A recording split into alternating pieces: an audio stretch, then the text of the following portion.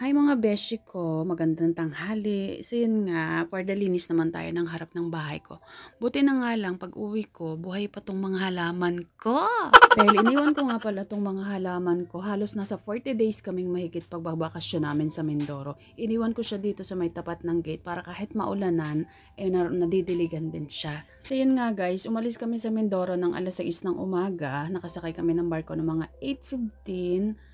Tapos diretsong biyahe, dumating kami ng bahay alas 12 ng saktong tanghali. Nung naipasok ko na nga yung mga sakay ko ng mga gamit, bigas, saging, yung mga kalakal ko na dala galing Mindoro, napag-isip-isip ko na magpahinga kaya muna ako bago ako maglinis, pero hindi talaga, ayoko magpahinga, ganyan ako.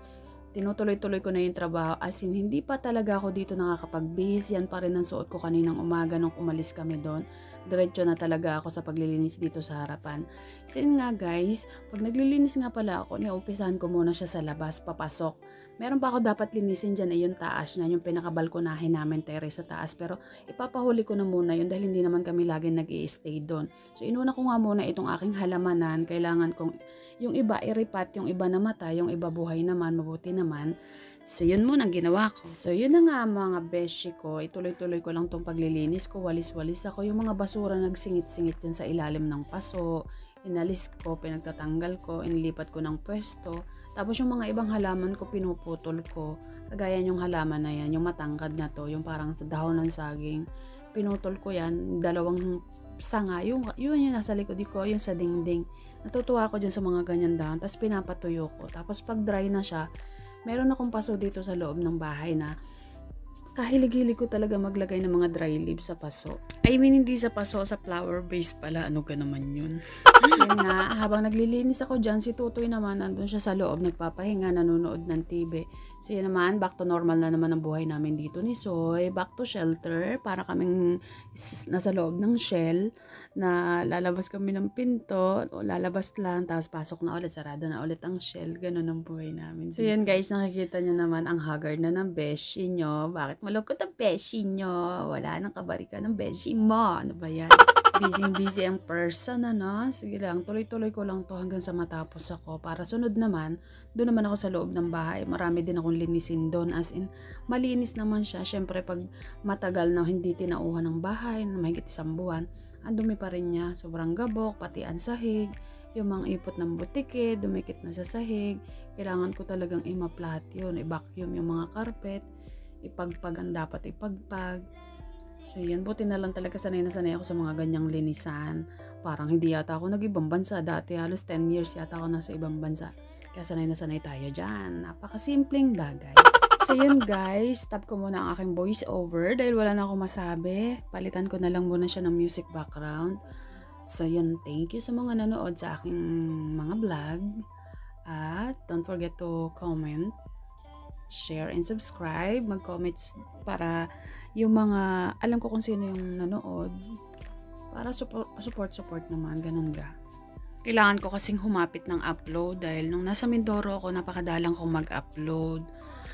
Ngayon, ang ginawa ko, nag-ipon lang ako ng mga video na pag halimbawa bumalik na ako dito, edit ko na lang tapos i-upload ko. Kailangan kong i-upload. Kailangan ko magpakitang gilas na naman ngayon kay YouTube para alam nyo guys, yung habang nandito ako sa lipa, ito talaga yung pinagkakaabalahan ko. Yung nag-YouTube ako, nagbablog ako kahit papaano, kahit yung nasa loob lang ng bahay, pwede kang kumita. Kaya suggest ko sa mga taong bahay na kagaya ko, maraming pwedeng pagkakitaan. Pwede rin mag-affiliate sa TikTok, pwede na rin ngayon sa Reels, pwede rin sa YouTube. Itong YouTube ko nasa 3 years na to, going to 4 years na to, hanggang ngayon ay buhay na buhay pa rin. At nagpapasalamat ako at talagang dahil dito kumikita naman ako sa buwan-buwan. Nitong last month lang, nitong month na to, hindi nga ako sumaho dahil nung last month na nasa Mindoro ako, hindi ako nagtrabaho. Talagang naghaya-haya akong magbakasyon na walang ginagawa. Pero pag balik ko dito, kagaya ngayon, nakabalik na ulit ako, tuloy-tuloy na ulit ang aking pagbablog, tuloy-tuloy na ulit ang aking pagtatrabaho. Kaya kayo guys, dahil palagi nyo na rin namang hawak ang cellphone nyo, mahilig din naman kayong mag-video, mag-picture, bakit hindi nyo gawin na mag-upload sa Facebook Reels?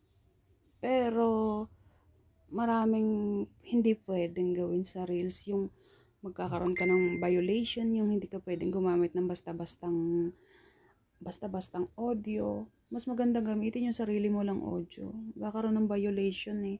Sa totoo lang, pwede ko rin gawin ang reels dahil pinagkakakitaan yun. Kaso nga lang, hindi ko siya kayang pagsabayin sa YouTube ko at sa reels at saka sa TikTok. Gusto ko isa lang, hindi ko talaga kayang pagsabayin. Lalo na sa upload. Napakatamad ko pa namang mag-upload. Diyos ko, puro de. So, yun lang guys. Napahaba na kasi sinasabi din eh. Sus ko, puro day pag sa tabel.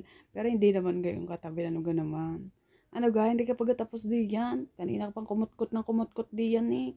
Buburahin mo na yata yung mga halamanan mo di yan. Ano ga? So, yun lang guys. Thank you for watching. And don't forget to Leon Silva Vlog. Subscribe. At comment na din. Para nakikiusap na eh. Sige na, please. Support naman tayo. Support mo ako, support kita. Ganun lang naman. Bye!